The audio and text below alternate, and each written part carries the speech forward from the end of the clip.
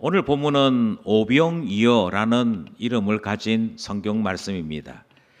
소위 오병이어라고 제목을 붙이고 싶었으나 저는 조금 다르게 예수님께로부터 긍휼을 입은 사람들이라고 하는 제목을 붙여서 이 말씀을 함께 나누고자 하는 것이지요.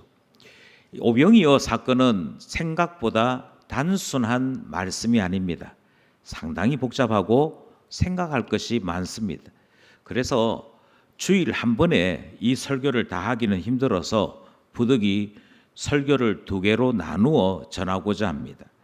예수님께서 떡 5개와 물고기 2마리로 남자만 5,000명 되는, 그러니까 여자와 어린아이는 빼고 남자만 5,000명 되는 사람들을 먹이셨다 하는 것이 본문이 우리에게 전하는 주된 내용입니다.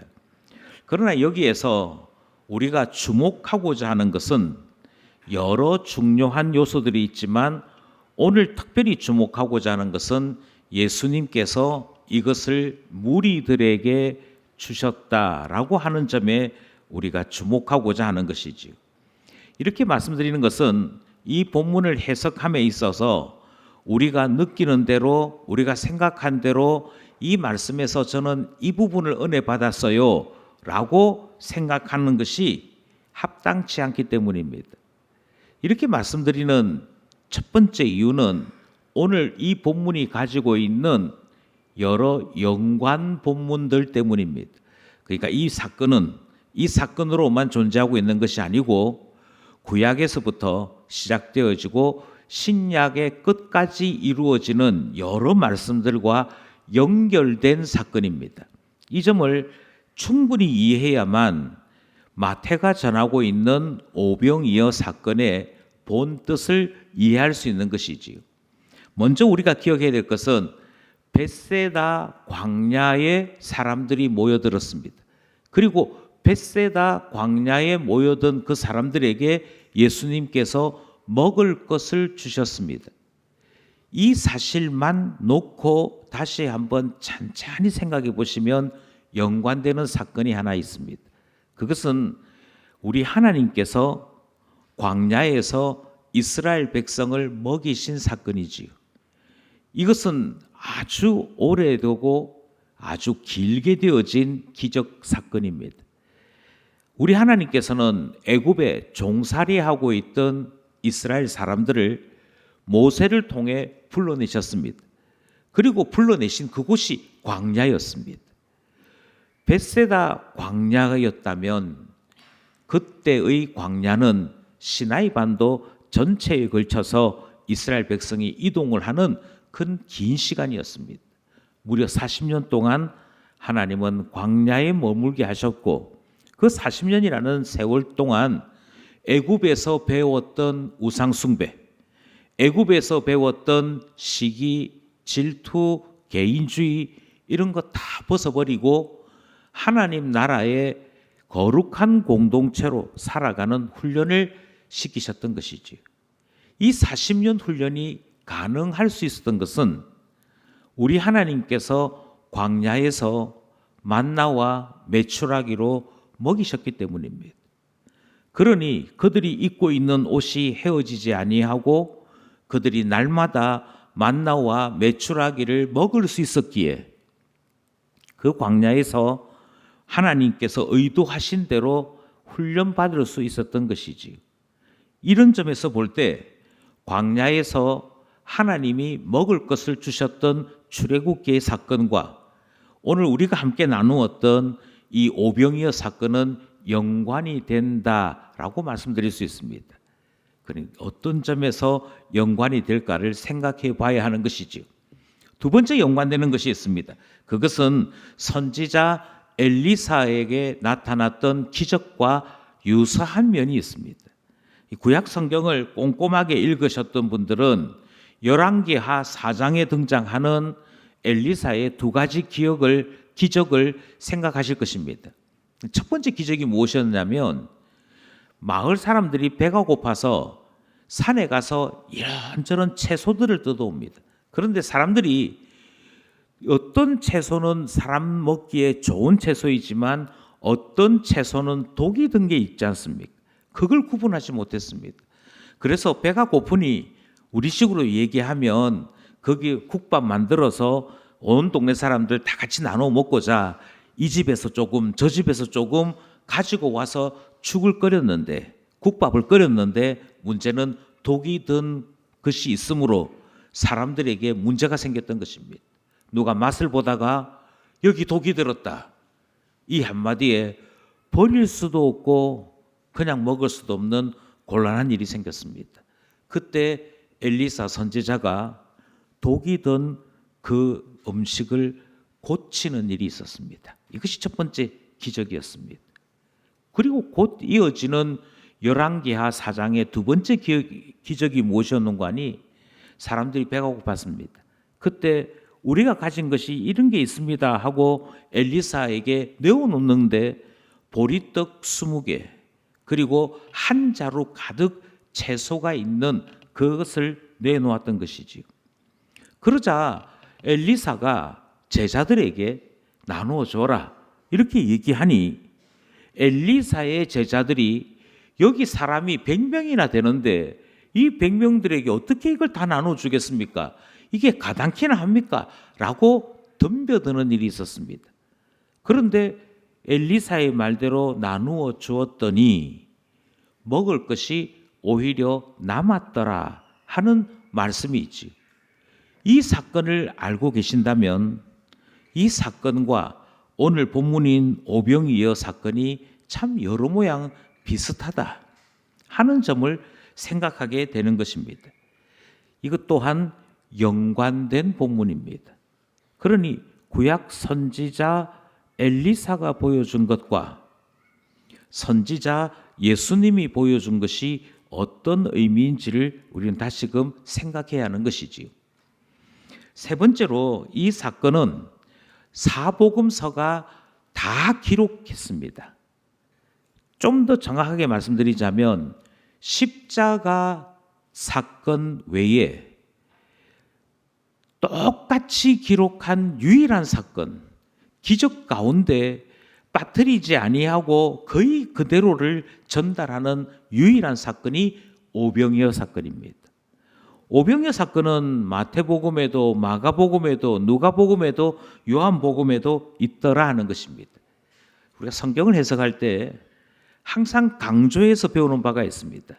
자주 등장하는 단어, 또 여러 곳에서 등장하는 사건은 가장 중요한 강조점을 지닌 것이다, 이런 이야기를 해석학 시간마다 공부하게 되거든요. 복음서를 기록한 4명이 있는데 그 4명이 다 빠뜨리지 아니하고 이 사건을 기록했다 하는 말은 이 사건이 그만큼 중요하다 하는 것을 반증하는 것 아니겠습니까? 그런 점에서 이 사건은 만만하게 저도 이거 알아요 할 수 있는 문제의 일이 아니다 하는 점을 미리 말씀드리는 것입니다. 이 사건이 또 하나 연관성을 가지고 있는 것은 최후의 만찬, 마지막 만찬이라고 일컬어진 본문과 연결이 됩니다. 마태복음과 마가복음은 기록하기는 기록하는데 관점을 조금 달리합니다. 마가복음에서는요, 예수님께 이 물고기 보리떡 가지고 온 사람이 빌립이라고 하는 제자들이 가지고 와서 보십시오, 우리에게 있는 것은 이런 거 있습니다 하고 내어놓는 일이 있습니다. 그것도 아이의 도시락을 가지고 와서 전달하는 내용으로 되어 있지. 그런데 마태는 복음서를 길게 기록했음에도 불구하고 이 사실을 다 생략합니다. 기록하지 않아요. 그런데 무엇을 자세하게 기록하는 거 아니? 예수님께서 무리들에게 나누어 주셨다. 그 무리들에게 나누어 주셨고 축사하셨고 그리고 나누어 줬다 하는 이 본문의 내용을 예수님 관점에서 자세하게 기록합니다. 이때 4개의 동사가 사용됩니다. 이때 사용된 4개의 동사가 그대로 사용된 또 하나의 본문이 있습니다. 그 또 하나의 본문이 어디냐면 흔히들 최후의 만찬이라고 알려져 있는 그때 예수님께서 제자들에게 식사 중에 떡을 주시고 받아 먹으라 말씀하시면서 행하였던 모습이 똑같은 동사로 똑같은 순서로 기록되어 있습니다. 그러니 이 오병이어 사건은 그때 사람들이 참 신기한 거 하나 경험했어 이렇게 끝나는 것이 아니고 이 사건을 통해 주께서 우리에게 음식을 주신다 하는 것을 바라보게 했고 주님께서 우리에게 음식을 주실 때 이 음식이 여기에서만 먹는 것이 아니라 아버지의 나라에서도 먹게 될 것을 말씀하심으로 이 사건이 하나님 나라까지 연관되어 있음을 우리에게 가르쳐주고 있는 것이지요. 이것이 마태가 우리에게 전하는 오병이어 사건의 본질에 속해 있는 문제입니다. 그러니 다시금 말씀드립니다. 이 본문만 뚫어지게 생각한다고 이 본문의 메시지를 이해하는 것이 아닙니다. 창세기로부터 시작해서 요한계시록까지를 연결시켜서 생각해 볼 바가 있더라 하는 것이지요. 그런 점에서 우리는 이 본문을 보다 더 잘 이해하기 위해 무리에 집중하려고 하는 것입니다. 이것은 제가 의도적으로 무리에게로 집중하자 말씀드리는 것이 아니라 이 마태복음의 저자인 마태가 우리로 하여금 무리를 주목해 보도록 이끌고 있기 때문입니다. 그러면 오늘 본문이 어떻게 무리에 대해서 주목하도록 만드는지 자세히 살펴볼 필요가 있을 것입니다. 먼저 우리는 앞에 있었던 사건과 연결해서 오늘 본문이 시작하는 것을 기억해야 할 것입니다. 앞에 사건이 무엇이었는가 하니 요한의 제자들이 예수님께 찾아와서 우리 선생님이 죽었습니다. 우리 선생님이 죽었는데 죽을 때 병이 들어서 죽은 것이 아니고 헤롯이 자기 생일 잔치에 그 딸의 요청을 거절하지 못해서 목 베어 죽였습니다. 이런 이야기들을 예수님께 전달했던 것이죠. 그러자 예수님께서 그 이야기를 들으시고는 떠나시는 일이 있었습니다. 이 떠나셨다라고 하는 것을 본문은 간단하게 소개합니다만 정확하게 말씀드리면 헤롯은 선지자들을 죽이려고 하는구나. 헤롯은 세례 요한의 그림자도 다 지우려고 하는구나 하는 것을 예수님께서 아셨고 그래서 떠나셨다라고 기록하고 있는 것이지. 이거를 역사적인 설명까지 같이 곁들여서 말씀드리면 헤롯의 관할지 그러니까 가이사라라고 하는 이 헤롯의 땅에 살고 계셨던 예수님께서 이곳에 계속 머물러 있다가는 위험할 수 있어 라고 생각하시고 배를 타고 다른 곳으로 가셨는데 예수님께서 가신 그 곳은 빌립이 통치하는 지역이었습니다. 헤롯의 관할지에서 빌립의 관할지로 가시게 되었더라 하는 내용이 본문 시작과 함께 우리에게 전해지는 내용입니다. 이 내용을 기억하실 필요가 있습니다. 이 내용을 기억하실 필요가 있는 것은 그 당시에 있던 모든 사람들이 다 알고 있는 하나의 사실 때문입니다. 예수님과 헤롯은 사이가 좋지 않다는 것을 아는 것입니다. 당대 최고의 권력자가 누구냐? 헤롯입니다. 헤롯에게서부터 미움을 받는 사람이 누구냐? 예수님입니다. 헤롯은 왜 예수님을 싫어했느냐? 세례 요한하고 하는 짓이 똑같다라고 생각했기 때문입니다. 어떤 면에서는 세례 요한이 다시 살아난 것처럼 행동한 분이 예수님이기 때문입니다.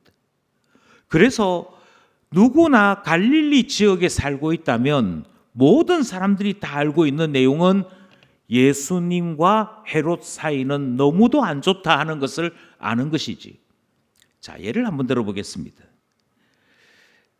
실제로도 그렇는데요.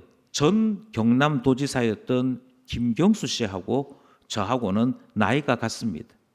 그리고 나이가 같은 저희 시대 또래의 사람들은 나이 같으면 다 친구로 아는지라 몇 번 만났을 때 친구처럼 같이 지내기도 했습니다. 그런데 그 다음에 드루킹 사건이 생겼고 정치적으로 이제 패자와 같은 입장에 놓인 사람이 김경수라고 하는 사람입니다. 그런데 지금 있는 정부나 지금 있는 세력들이 김경수라는 사람을 그렇게 좋게 보지 않는데, 그럼에도 불구하고 저는 김경수를 여전히 믿습니다. 그 사람이 그런 일 할 리가 없어요 라고 말하는 순간 제가 어떤 사람 되겠습니까? 정치 목사이거나 정치적 편향이 있거나 누군가를 특별히 좋아해 하므로 저 사람은 저쪽 편이구나 하는 오해를 받는 것이 당연하지 않겠습니까? 이게 우리가 살고 있는 민주주의 시대에도 이러한데, 왕이 다스리던 시대에 왕이 미워하는 사람이, 그 사람이 지금 도망가듯이 가고 있다 하는 사건을 알게 되었다면 사람들의 반응은 어떠해야겠습니까? 혹시라도 그 곁에 있다가 미움을 받을까 두려워하는 사람들이 있었다면 지금까지는 예수님 하고 따라다녔던 그런 사람이라 할지라도 떠나야 하는 것이 상식일 것입니다. 그런데 가만히 보십시오. 예수님께서도 헤롯의 이야기를 듣고 떠나셨습니다. 빌립의 관할지로. 그런데 이 무리들을 어떻게 성경이 소개하고 있는 거 아니? 이 사람들이 예수님이 떠나시는 그 뱃머리를 딱 보고는 금방 파악을 합니다. 당장 알아냅니다. 그리고는 어떻게 생각하는 거 아니?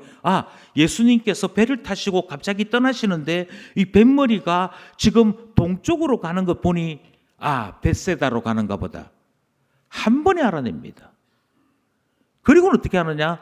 그 예수님이 가고자 하셨던 그 빈들, 그 벳세다 광야에 사람들이 먼저 갑니다. 예수님은 배를 타고 가셨지만 이 사람들은 여러 고을을 지나서 거기로 갔다라고 성경이 기록하고 있습니다. 이게 14절 내용이지요. 그러면서 뭐라고 말씀하고 있는 거 하니, 여러 고을을 지나서 갔다라고 하는 말은 꽤 긴 거리를 움직였다는 것인데요. 여기에 긴 거리를 움직였던 사람들의 주 상태는, 이 사람들 대부분은 환자들이었습니다. 그래서 예수님께서 이 벳세다의 오병이어 사건의 마지막이 무엇이었는가 하니, 예수님께서 그들에게 설교도 하셨고 병을 고치셨다. 이게 예수님께서 벳세다에서 행하신 사역이었습니다. 이 말은 다르게 얘기하면 예수님을 쫓아온 사람들 태반은 환자들이었다는 것입니다. 주님께서 고쳐주심을 바라고 온 사람들이 많았다 하는 것을 의미하는 것이죠. 그런데도 불구하고 이 환자들이 예수님 뱃머리 하나만 보고 벳세다로 가시는구나, 그 방향을 읽어내고는 편안히 배로 가시는 예수님과 반대로 예수님을 혹시라도 놓칠까 봐 여러 고을을 걸어가는데 배보다도 더 빨리 갑니다. 그러면 우리는 이 사람들을 달리 봐야 할 것입니다. 이 사람들은 지금 어떤 사람들인고 하니, 정치적으로 오해받을 수 있음에도 예수님을 쫓고 있는 사람들입니다. 그들의 몸이 불편함에도 예수님을 쫓아가고 있는 사람들입니다. 예수님께서 벳세다 그 광야에 도착하셔서, 빈들에 도착하셔서 기대할 수 있는 그 어떤 편의시설도 없는 곳임에도 불구하고 거기에는 의자 하나, 바닥에 앉을 수 있도록 그 깔아놓을 수 있는 깔개 하나 없는 그 험한 장소인 벳세다에 아무런 불평 없이 모여들었습니다. 남자만 모였느냐? 그렇지 않습니다. 마태는 의도적으로 분명히 밝히고 있습니다. 거기에 남자만 있었던 것이 아니야. 아이도 있었어. 여자도 있었어. 그렇다면 여러분, 이 사람들을 어떤 사람들이라고 이야기하겠습니까? 예수님을 쫓다가 불이익 당할 수 있음에도 불구하고, 오해받을 수 있음에도 불구하고 찾아온 사람들 아니겠습니까? 그들의 환경이 매우 열악함에도 불구하고 예수님을 찾아온 사람들 아니겠습니까? 이들의 상황이 불우했다라고 하는 것을 우리는 어디서 알 수 있는 거 아니? 먹을 것을 찾기 위해 찾고 찾았는데 기껏 찾은 것이 아이의 도시락 하나입니다. 이 말은 형편이 넉넉해서 자기 배낭 속에 여러 음식들을 가지고 다니는 사람이 단 한 명도 없었다는 사실을 의미하는 것이지요. 가난하고 병들고 그리고 사회적으로도 결코 강자이지 않은 이들이 예수님 계신 그곳을 찾아 바삐바삐 움직여 그 빈들에 도착했었다 하는 사실을 우리가 이해할 때 우리는 이 사람들에 대해 이렇게 말할 수 있습니다. 예수님을 진짜 좋아하는구나. 그러면 어떤 사람들이 이렇게 얘기할 것입니다. 아마도 그 사람들이 병이 있으니 예수님께서 병 고쳐주시기를 바라고 쫓아간 거 아닐까요? 그런데 본문이 마태는 그렇게 말하지 않습니다. 이 사람들은 적어도 예수님을 선지자로 인정한 사람들입니다. 다르게 말씀드리면 여기에 있는 이 사람들은 예수님의 설교를 듣기 위해 모인 사람들입니다. 아니, 설교를 듣기 위해 모였다는 것이 어디 있는데요? 이것에 대한 구체적인 표현은 마가복음과 누가복음에서 기록하고 있습니다. 그런데 마태는 이 사람들이 마가나 누가가 전하는 방식이 아니고 마태만의 독특한 방식으로 이 사람들이 예수님의 설교를 듣기 위해 모였음을 알려주고 있습니다. 그것은 아주 오랫동안 예수님 곁에 이 사람들이 머물렀다는 것입니다. 대략 점심쯤에 모였습니다. 점심쯤에 모였고 이 사람들은 아침에서부터 예수님을 쫓아가는 일을 했습니다. 그러니까 시간상 말씀드리면 적어도 3시간 이상 이동했습니다. 그리고 이 사람들은 설교를 적어도 5시간 이상 듣고 있는 중에 있습니다. 병 고침 때문에 5시간씩 머물 수 있는 그런 상황이 아닙니다. 예수님께서 병을 고치시는 것은 대단히 간단했으므로 대단히 신속했으므로 5시간씩 소요될 필요가 없었습니다. 오히려 이 사람들이 저녁 때까지 머물러 있게 된 것은 설교를 듣기 위해서였습니다. 그러니 여기에 있는 사람들은 선지자인 예수님을 인정하여 말씀을 듣기 위해 모였던 사람들이시죠. 이 사람들이 이렇게 소개되고 있을 이때 우리는 앞에 있었던 두 사건을 다시 한번 생각하게 되는 것입니다. 예수님께서 고향에 가셨으나 선지자 예수를 배척했던 사람들을 우리는 알고 있습니다. 그것이 13장 마지막에 등장하는 예수님께서 고향에서 배척받으신 사건이었습니다. 그 다음 사건이 무엇이었는가 하니 헤롯이 선지자 세례 요한을 죽여버린 사건이었습니다. 고향 사람이든 헤롯과 그의 가족들이든 이들이 보여준 행동은 하나님의 말씀을 듣기 싫어하여 여러 이유로 예수님과 세례 요한을 핍박하고 죽였더라 하는 거 아니겠습니까?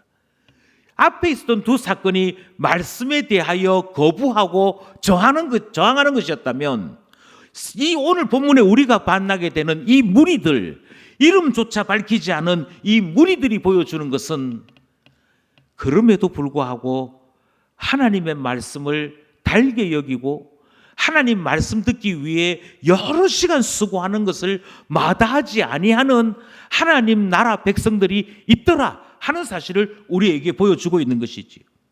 이런 점에서 여기에 있는 이 무리들은 대단히 특별한 무리들입니다. 그 시대가 어떤 시대고 얼마만큼의 불이익을 줄 수 있는지 우리가 능히 짐작할 수 있음에도 예수님, 당신의 말을 듣기 위해 우리가 모였습니다.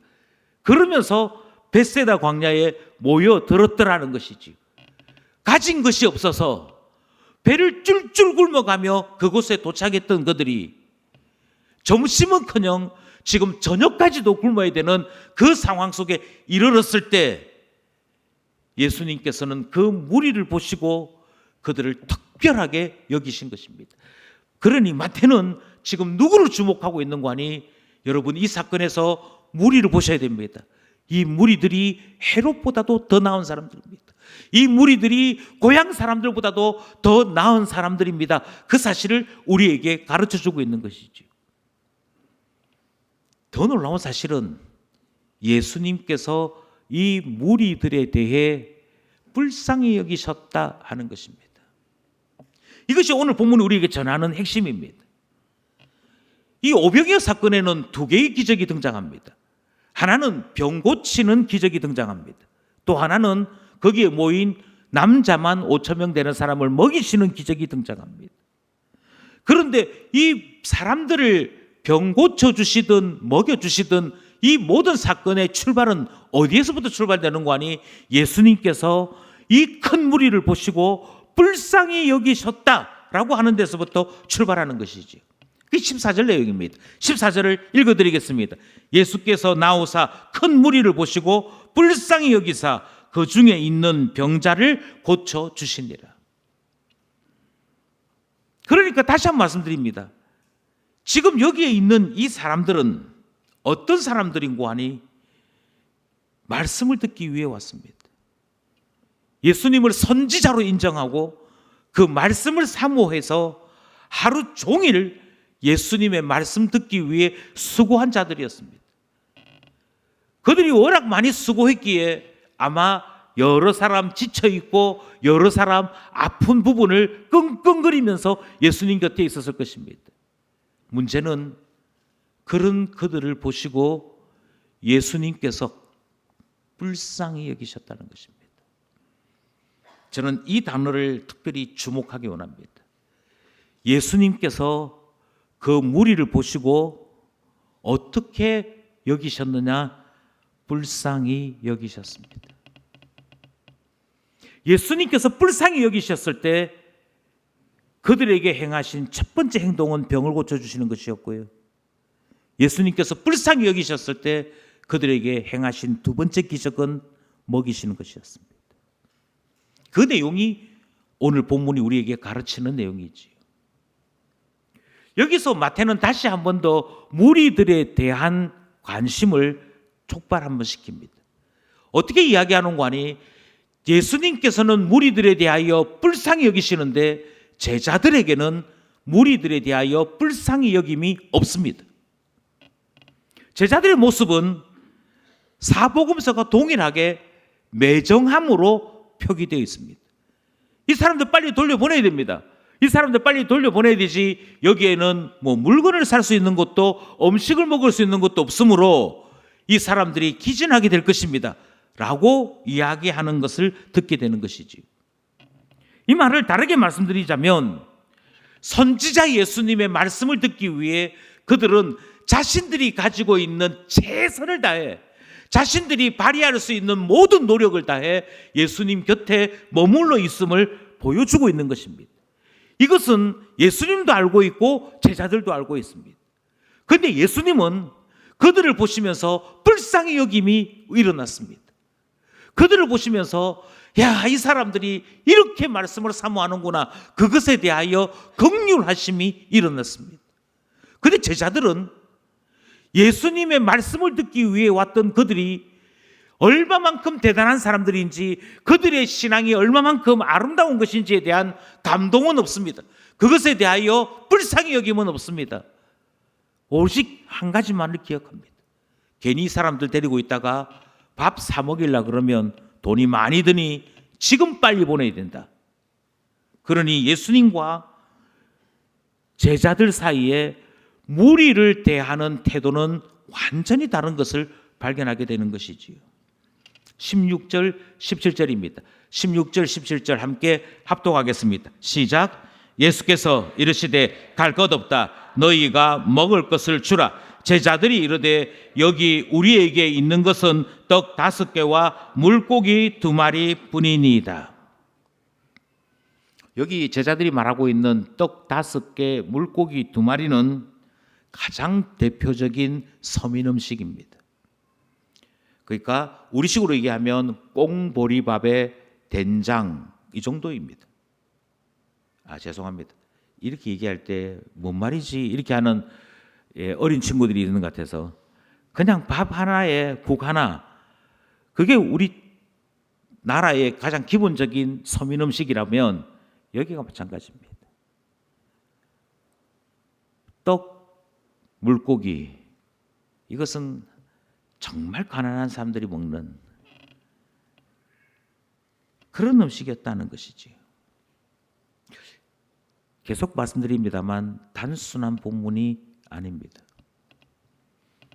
우리는 오늘 오병이어 사건의 첫 번째 설교를 함께 나누면서 무리들을 계속 주목하고 있습니다. 그리고 이 무리들이 앞에 있었던 두 사건과는 대조되는 사람들인 것을 보게 되는 것이지요. 그리고 우리는 자연스럽게 이런 질문을 하게 됩니다. 이 무리들을 통해 나는 무엇을 얻게 할까? 예수님께서 이 무리들을 보여주시는 이유가 있습니다. 그것은 구원이 무엇인지를 가르쳐 주시기 위해서입니다. 구원이 무엇일까? 아니, 좀 더 다르게 질문하자면 누구에게 구원이 임하는가? 이 사실을 우리에게 말씀하시기 위해 오병이어 사건을 우리에게 가르쳐 주고 계시는 것이지요. 첫 번째, 우리는 앞서 있는 두 개의 본문에서는 기적이 없었다 하는 사실을 기억해야 합니다. 예수님께서 고향 사람들이 배척하실 때 예수님이 보인 태도는 그곳에서 능력을 베푸신 일이 없었다 하는 것으로 본문이 끝이 납니다. 그러니까 그들은 배척하는 자유가 있었다면 예수님은 능력을 행하시지 아니할 자유가 있었습니다. 이 말을 다르게 얘기하면 배척을 하게 될 때 예수님에게서 어떤 기적도 경험할 수 없었더라는 것을 말하고 있는 것이지. 심지어 고향에 있는 사람들은 예수 그리스도께서 베푸시는 이 능력이 얼마나 놀라운 일인지, 그러니까 사람들의 관점에서 보면 기적이요, 하나님의 입장에서 보면 능력 행하시는 이 일이 무엇을 의미하는지조차 깨닫지 못한 채 그들은 자기 자신의 목을 곧게 세우고 예수님을 배척하는 일에만 몰두해 있었다는 것입니다. 반면에 헤롯은 나사렛에 있던 사람들과는 반대였습니다. 헤롯은 세례 요한이든 예수님이든 능력 행하기를 간절히 원하는 사람이었습니다. 2절 말씀을 보실까요? 지난주 본문입니다. 지난주 본문 2절입니다. 함께 합독하겠습니다. 시작. 그 신하들에게 이르되 이는 세례 요한이라. 그가 죽은 자 가운데서 살아났으니 그러므로 이런 능력이 그 속에서 역사하는도다 하더라. 헤롯이 세례 요한을 왜 좋아했느냐? 능력 때문이에요. 그가 가지고 있는 신비한 능력을 헤롯이 얼마나 사모했는지 모릅니다. 세례 요한이 내 편이기만 하면 하나님이 내 편인 것이 되는 것이고, 하나님이 내 편이 된다는 말은 하나님께로부터 수많은 능력을 맛볼 수 있다라고 하는 기대감 때문이었습니다. 그러니 헤롯은 능력을 사모하는 자였습니다. 그런데 세례 요한에게서도 예수님에게서도 능력이 나가지 않습니다. 반면에 오늘 본문은 정반대의 사실을 우리에게 가르치고 있습니다. 고향에서도 행하시지 아니하셨고 헤롯에게도 행하지 아니하셨던 그 능력이, 주님께서 베푸시는 그 놀라운 기적이 이 본문에서는 풍성히 나타납니다. 그리고는 다시 질문하는 것이지요. 자, 여러분 보십시오. 여기 있는 이 무리들하고 고향 사람들과 헤롯 사이에 어떤 차이가 있기 때문입니까? 도대체 어떤 차이가 있기에 이 사람들에게서는 능력이 나가지 아니했고 이 사람들에게서는 주님이 풍성히 능력을 행하사 병을 고쳐주시고 그들을 먹이시는 일을 하시는 것입니까? 이 질문을 마태는 우리에게 던지고 있는 것입니다. 그리고 우리로 하여금 무리를 주목해 보도록 하는 것이지요. 이 무리들이 누굴까? 이 무리들이 어떤 사람들일까? 그러면서 마태는 이 무리들을 소개합니다. 이 무리가 어떤 사람들이냐면요, 말씀을 사모하는 사람들이었습니다. 예수님의 선지자 되심을 인정하고 예수님의 말씀을 생명처럼 여기고 그 말씀 듣기 원하여 여러 마을을 지나 아픈 몸을 이끌고 예수님 앞에 이른 사람들입니다. 바로 이 사람들이 기적을 맛본 사람들입니다. 이 사실을 소개하고 있는 것이죠. 여기서 중요한 것이 있습니다. 순서가 뒤바뀌면 안 된다는 것입니다. 순서가 뒤바뀌면 헤롯이 되는 것이지 무리가 되는 것이 아닙니다. 헤롯은 하나님께서 보내신 사람들의 능력을 인정했습니다. 하나님께서 보내신 사람들이 능력 베풀 것을 확신했습니다. 그런데 헤롯은 하나님의 능력을 맛보지 못합니다. 이유는 순서를 바꿨기 때문입니다. 누가 능력을 맛보느냐? 능력을 사모하는 자가 능력을 맛본다. 성경은 그렇게 말하지 않습니다. 적어도 마태복음은 그렇게 말하지 않습니다.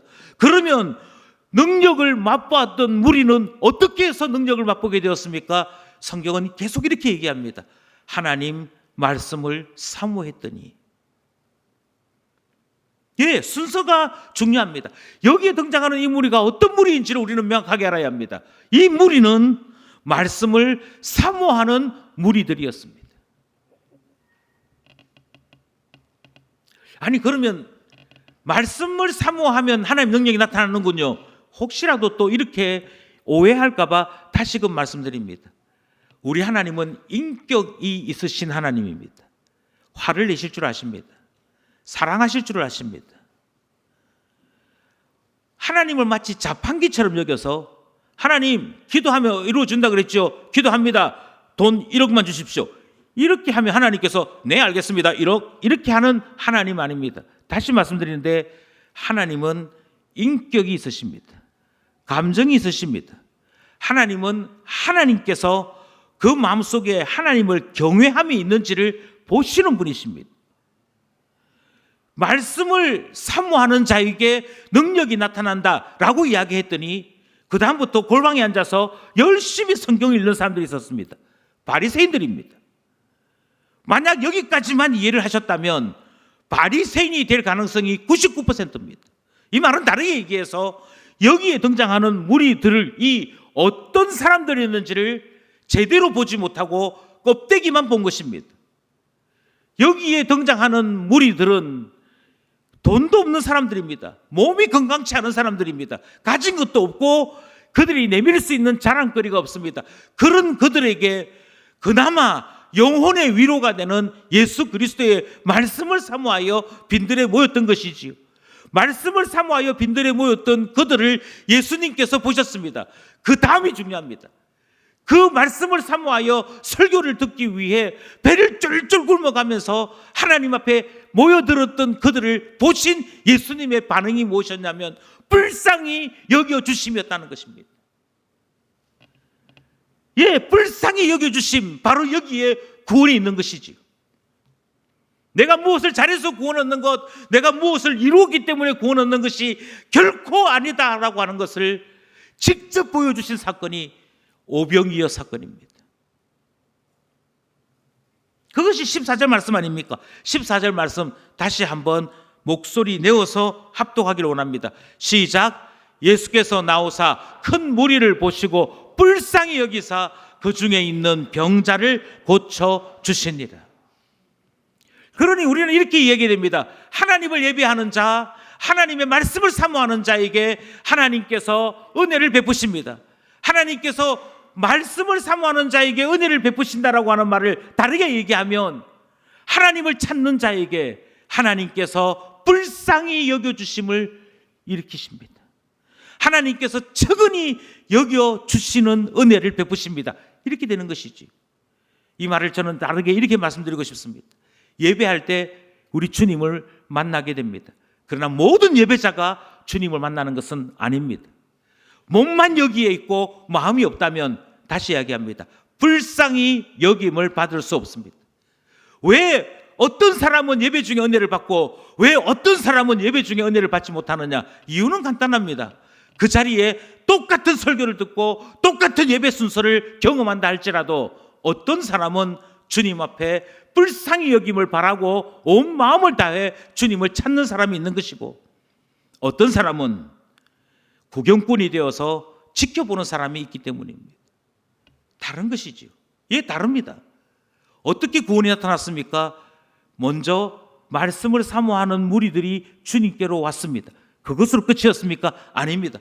그들을 보시고 주님이 측은히 여겨주실 때, 불쌍히 여겨주실 때, 그때 병이 떠나고 주님께서 주시는 놀라운 선포, 놀라운 은혜, 이스라엘 백성들이 광야에서 맛보았던 그 놀라운 기적을 그들이 맛볼 수 있었더라 하는 것입니다.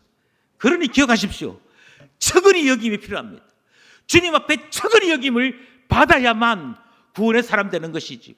이 말은 다르게 얘기하면 결코 교만한 자는 구원받을 수 없습니다. 하나님은 교만한 자를 너무도 싫어하십니다. 나 없이도 살 수 있는 것 같으니 나를 떠나서 살아라. 그것이 주님의 반응입니다. 그러나 반대가 있습니다. 어떤 죄를 저질렀을지라도, 어떤 허물이 있을지라도, 어떤 실패를 가졌을지라도 주님 말고는 나에게 소망이 없습니다를 고백하고 두 손 들고 주님을 찾게 될 때 주님은 그가 어떤 상황에 있든지 맞이하여 주십니다. 오늘 본문에 사용된 불쌍히 여겨주심을 어떤 성경에서는 측은히 여겨주셨다, 어떤 성경에서는 불쌍히 받아주셨다, 이렇게 각각 다르게 표현하긴 합니다. 이 단어가 쓰여진 유명한 본문 두 개가 있습니다. 하나는 1만 달란트 빚진 자입니다. 현재 화폐로 계산해 보시면 계산 자체가 안 됩니다. 빚을 졌는데 그냥 갚을 수 없는 어마어마한 빚을 진 자가 있었습니다. 그런데 그 이 어마어마한 빚을 진 1만 달란트 빚진 자가 하루아침에 탕감을 받게 됩니다. 하루아침에 탕감을 받게 될 때 그가 탕감받은 이유는 오직 하나였습니다. 측은히 여겨. 측은히 여겨. 아이고, 빚은 갚기는 갚아야겠는데 갚을 수는 없고, 그렇다고 빚 때문에 죽게 되는 것은 또 두렵고, 그래서 찾아왔구나. 그 모습을 보고 1만 달란트 빌려준 주인이 측은히 여겼습니다. 그리고는 하루아침에 용서해 줍니다. 다 갚았다. 너가 진 빚을 다 갚았다. 예수 그리스도께서 십자가에서 하신 말씀입니다. 다 이루었다. 그 다 이루었다라고 하는 이 일이 어찌해서 일어나게 되었느냐? 불쌍히 여겨주실 때 일어났습니다.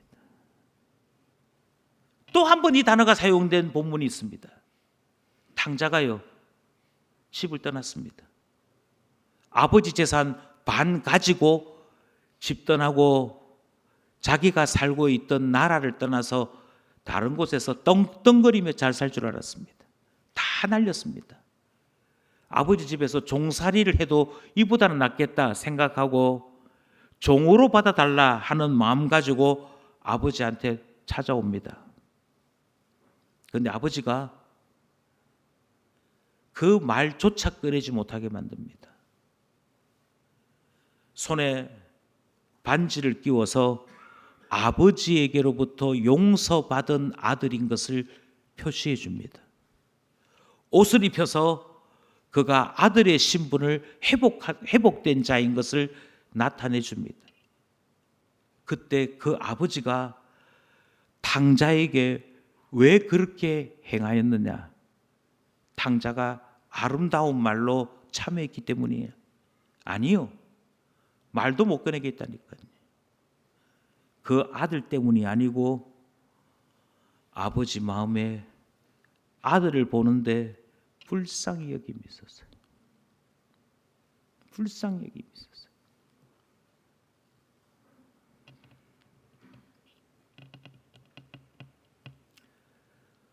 우리는 지금 예배를 드리고 있습니다. 말씀을 사모하여 벳세다 광야에 사람들이 모여들었다면 우리 또한 동일할 것입니다.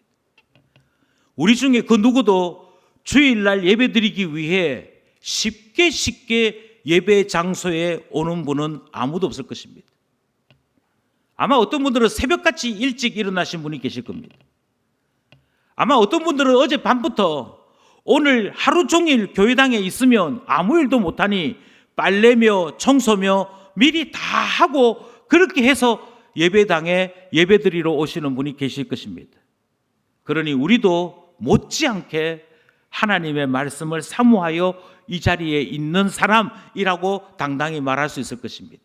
그런데 문제가 무엇이냐면 주님께로부터 긍휼을 받을 만큼이 되는지요.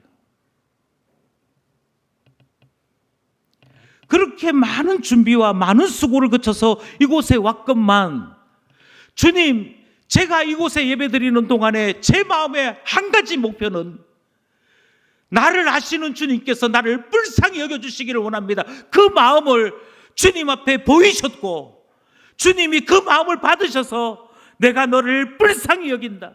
내가 너에게 긍휼 베풀기를 원한다. 내가 너의 주인이 되기를 원한다. 그 은혜의 응답을 받아 누리시느냐는 것이죠. 우리의 예배가 하나님께로부터 불쌍히 여김을 받을 때 성공적인 예배라고 한다면 나의 예배는 성공적이냐고요. 불쌍히 여김을 받으러 온 우리가 히히덕거립니다. 불쌍히 여김을 받으러 온 우리가 하나님께 기도하는데 기도에 제목이 없고 목표가 없습니다. 아무런 어려움이 없는 자인 것처럼 너 하나님 앞에 필요한 거 있으면 말해봐 이러는데 저는요 기도가 가장 어려워요. 2분만 말하고 나면 2분만 기도하고 나면 할 게 없어요. 여러분 이게 말이 되는 얘기입니까? 그런 우리를 보시고 너 불쌍하구나 그러신다고요?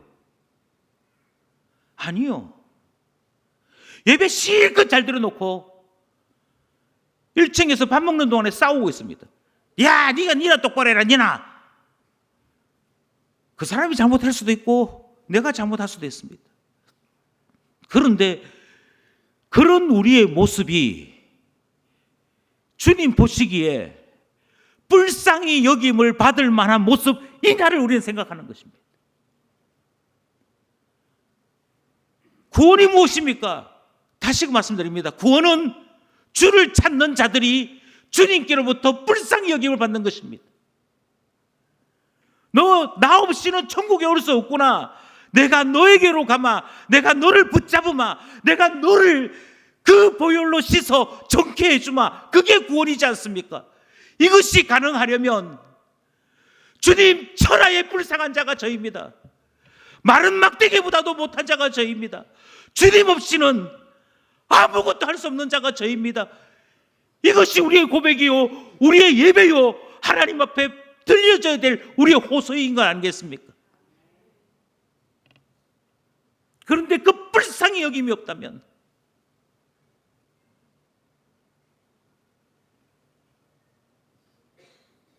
주님을 만나지 못하는 거 아닙니까?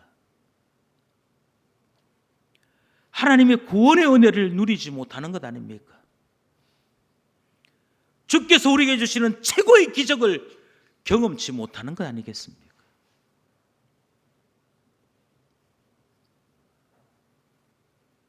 오병이어 이 본문을 함께 나눈 여러분, 저는 매주일 하나님 앞에 기도하는 제목이 하나 있습니다. 성령 하나님께서 우리에게 말씀을 사모하는 경건의 능력 주시기를 위해 기도합니다. 그래서 예배에 빠지는 것이 무슨 의미인지 어떤 의미인지 모르는, 그래서 아무렇지도 않게 예배에 빠지는 그런 일이 반복되지 않기를 위해 기도합니다. 하나님, 우리 기쁜 가족들이 말씀을 사모하는 은혜를 주십시오. 그 다음 기도하는 것이 있습니다. 주님 앞에 불쌍히 여김을 바라며 나가는 가난한 심령 되게 해주십시오. 심령이 가난한 자에게 복이 있다고 하신 그 말씀 저희 기쁜 가족들에게 주십시오. 설교를 마치면서 이 기도 제목을 함께 나누고 싶습니다. 말씀을 사모하는 경건의 능력과 불쌍히 여겨주시는 은혜 베풀어 주시기를 간절히 소원합니다.